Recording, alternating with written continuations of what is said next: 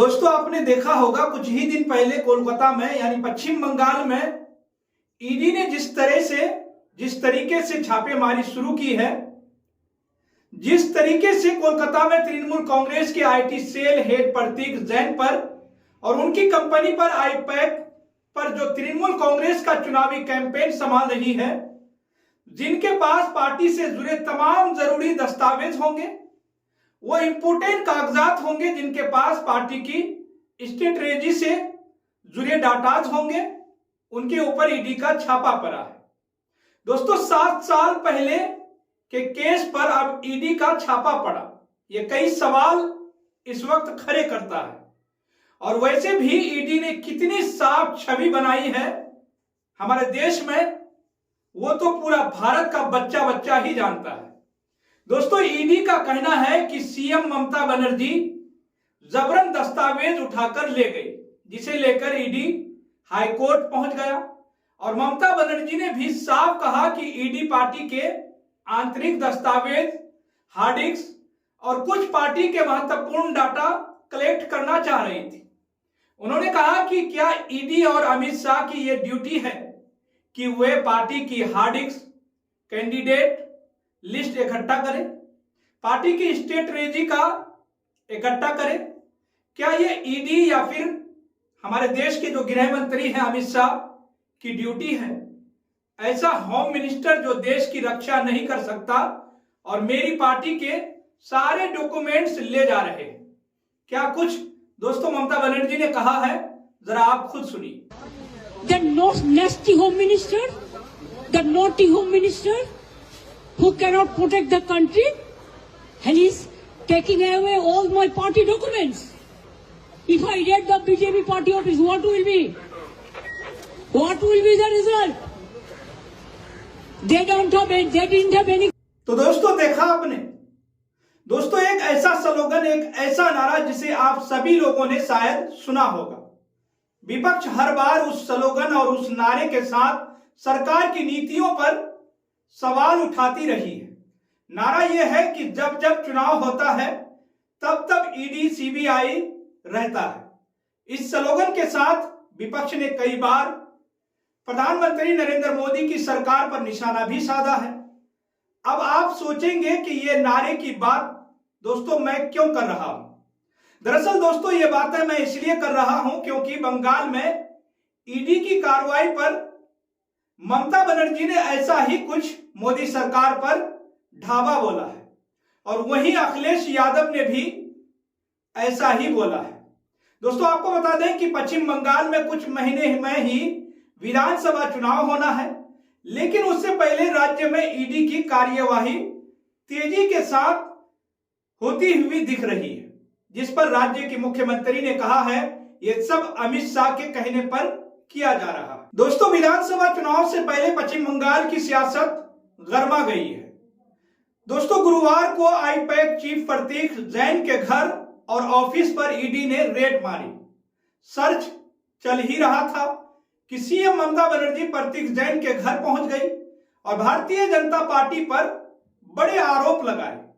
ED की कार्रवाई से नाराज राज्य के मुख्यमंत्री यानी सीएम ममता बनर्जी पहले लॉन स्टेट स्थिति प्रतीक जैन के घर पहुंच गई और उसके बाद वह बाद में साल्ट लेक स्थित आईपैक के ऑफिस में भी पहुंची।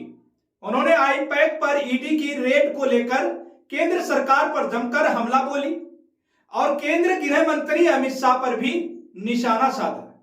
दोस्तों ममता बनर्जी ने आरोप लगाया कि ईडी के अधिकारी उनकी पार्टी के डॉक्यूमेंट्स जब्त कर रहे हैं।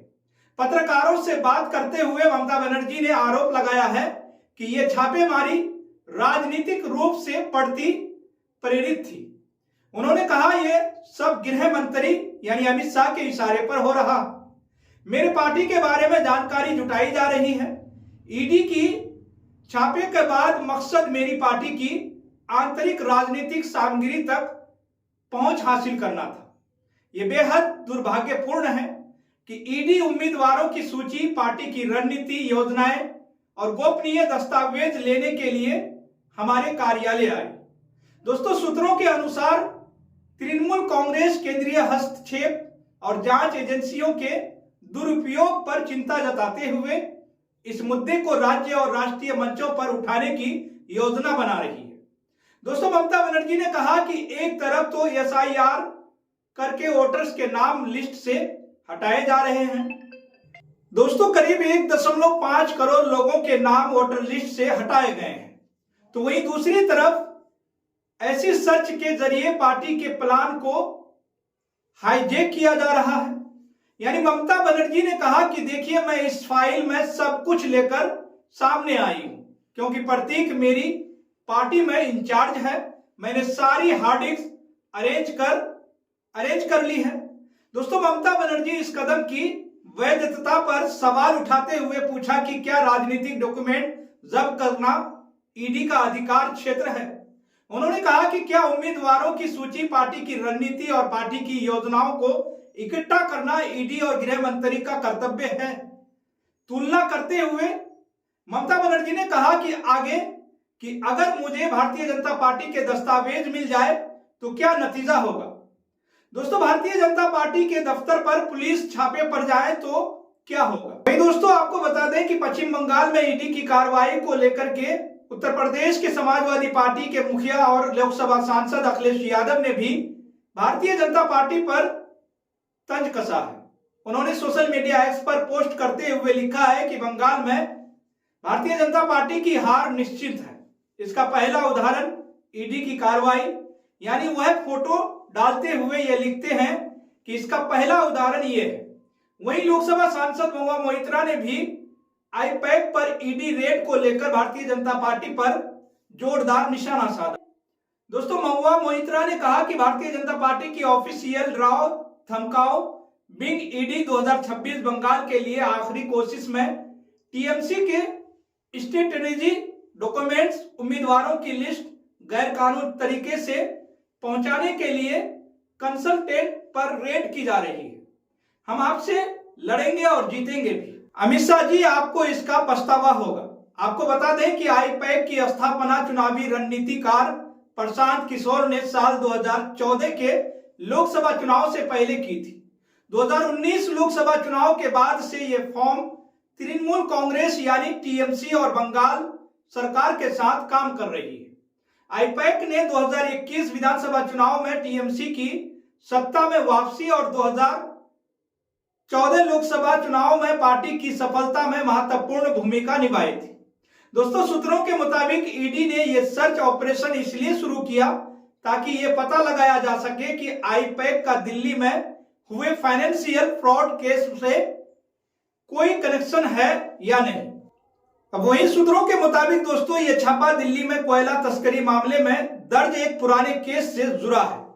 हालांकि प्रशांत किशोर और आईपैक कभी भारतीय जनता पार्टी को भी राजनीतिक सलाह दे चुके हैं।